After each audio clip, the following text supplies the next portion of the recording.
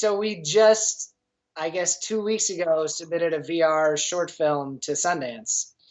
We invested in the equipment and in training our staff in the post production of VR because it's really, really difficult right now and not a natural outgrowth of two-dimensional filmmaking. There's a whole new skill set to learn there. Because we were excited about it. And we've used it in a number of ways. You know, we did the short film that we submitted to Sundance and are going to submit to South by Southwest coming up and a number of other festivals. But we also did things like this small town that we filmed in for this series.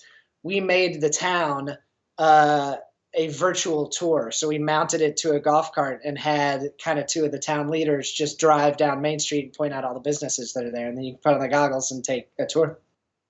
It is, to me, it's coming and it's real. And the reason I say that is right now the technology is so beta and it kind of sucks, frankly, compared to where 2D film is. I mean, you can't get, there's a real limitation in your resolution. There's real limitation in how smoothly you can stitch together the whole 360 world. It's extraordinarily time intensive on the back end, on the post production end.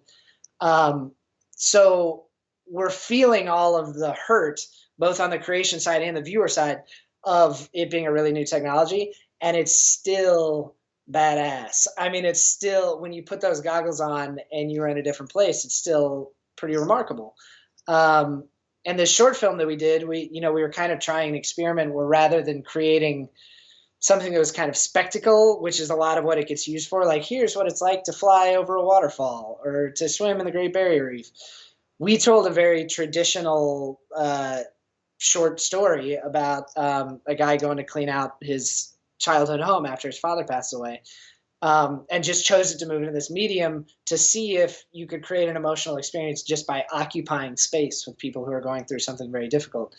And we didn't know if it would work, but we've started showing it because you have to show it as a part of the process of making it, because you have to see where people are looking. It's bizarre. In 2D film, you can tell people where to look. In 360, you don't get to, so you have to try to guide them.